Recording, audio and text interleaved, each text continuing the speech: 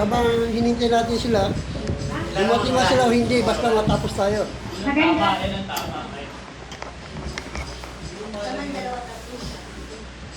Go.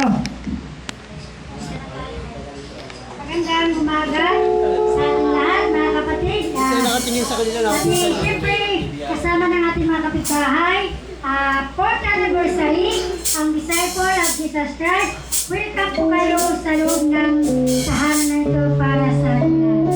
Mga kapatid, siyempre, ito po yung importante sa ating buhay bilang mananampalataya. Siyempre, sabi nga, ang maglingkod hanggang wakas ay siya lamang ang maligtas. Kaya po, siyempre, kasama na rin yung channel, YouTube channel, Disciple of Jesus Christ.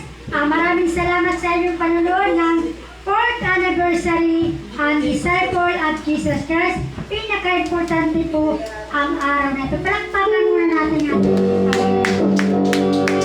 siyempre, isang dalawa tatlo ang papuri sa kanya ay nasa kalagitnaan laging ating banal na espiritu. Siyempre, sabi na ipagpapatuloy po natin ang ating paglilingkod sapagkat panghuling araw na po tayo, mga kapatid, pagkatandaan po, panghuling araw na po tayo. Iba't ibang dako ng lugar ay marami na po nangyayari. Tayo mga mananampalataya, hindi po tayo nababahala sapagkat kasama po natin ang ating Panginoon Diyos. At ang lahat ng mga nangyayari dito sa ibabaw ng mundo ay nakasulat po yan sa Bible, di ba? Dapat pa tayong kumapit at huwag tayong umiwalay sa nating relasyon sa ating Panginoon sapagkat siya lamang ang magkakapagligtas sa buhay natin, wala na pong iba. Siyempre, bago po tayo dumako sa ating opening prayer, siyempre, aawit po na tayo ng isang awitin na para sa ating Panginoon ay tatawagin po natin sa video na si Sister Karina. Palakpakan mo natin ating Panginoon.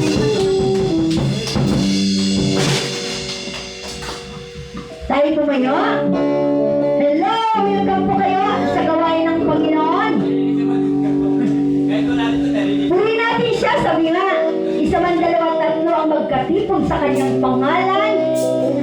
Naririto siya sa ating kalagitnaan. Bagamat hindi natin siya nakikita, pero nararamdaman po natin ang kanyang presensya. Kaya purihin ng Diyos sa mga oras na ito.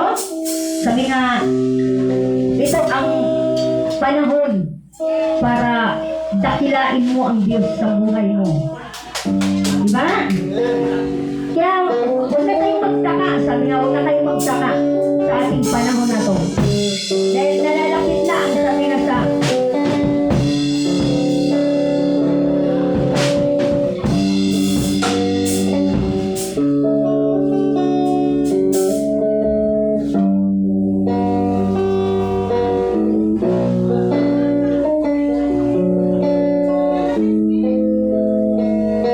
sa Pahayag, chapter 1, verse 3, mapalad ang bumabasa at ang nakikinig ng mga salita ng propesiya at tumutupad ng mga bagay na nasusulat dito, sapagkat ang panahon ay malapit na. Ito na nga ang sinasabi sa Pahayag, chapter 1, verse 3. Huwag na tayo magpatumpit-tumpit pa.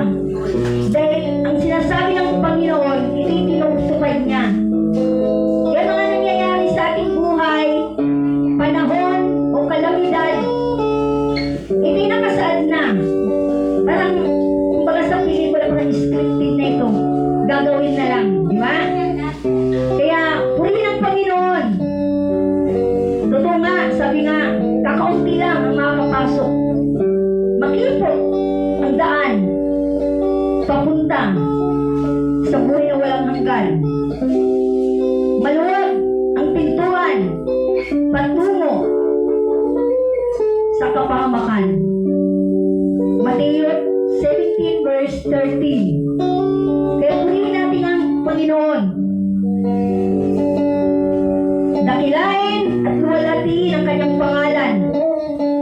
Wala naman tayong ibibigay sa Panginoon ng mga material na bagay, kundi ang ating sarili, presensya, para ibigay sa Kanya ang iyong sarili.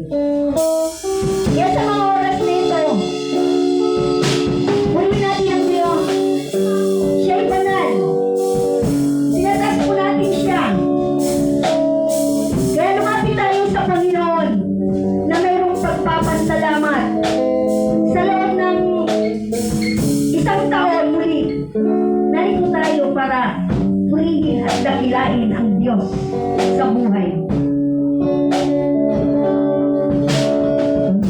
Lumalapit sa kabanalan mo, ang puso ko inaalay sa'yo.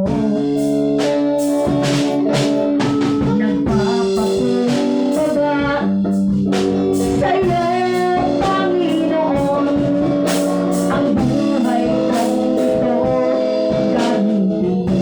Minsan pa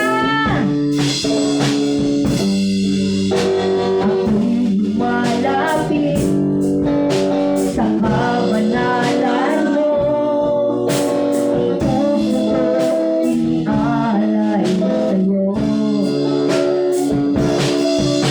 Nagpapakumbaba sa'yo, Panginoon, ang buhay kong ito gamitin mo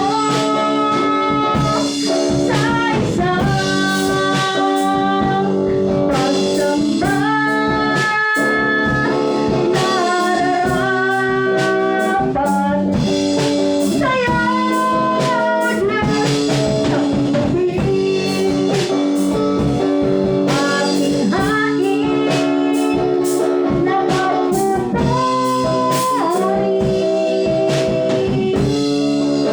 Sa'yo lang, Jesus, sa isang pagsamba, sa isang pagsamba,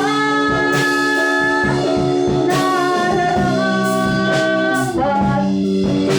sa'yo, Diyos, tanggapin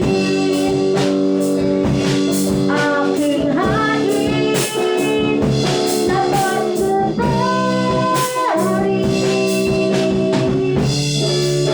Sa'yo lamang, Jesus, sa isang pagsamba, sa isang pagsamba, nararapat sa'yo, Diyos, tanggapin aming hain na pagpupuri. Sa'yo lamang, Jesus, sa'yo lamang, Jesus, sa'yo lamang, Jesus. Hallelujah! Purihin ka, Panginoon, sa hapong ito. Tunay nga, Diyos, ikaw ang aming itinataas sa hapong ito, Diyos. Kaya purihin ka sa mga oras na ito. Ito ang ika-4 na anibersaryo ng Disciple of Jesus Christ. Kaya napakadakila mo, Panginoon, dahil ang lahat ng ito'y nagmumula sa iyo. Kaya Lord, maraming pong salamat. Maging aming mga kapatid, bagamat wala pa sila rito, pero alam ng Diyos na idadako sila sa lugar na ito. Kaya purihin ka, Panginoon, sabi nga isa man sila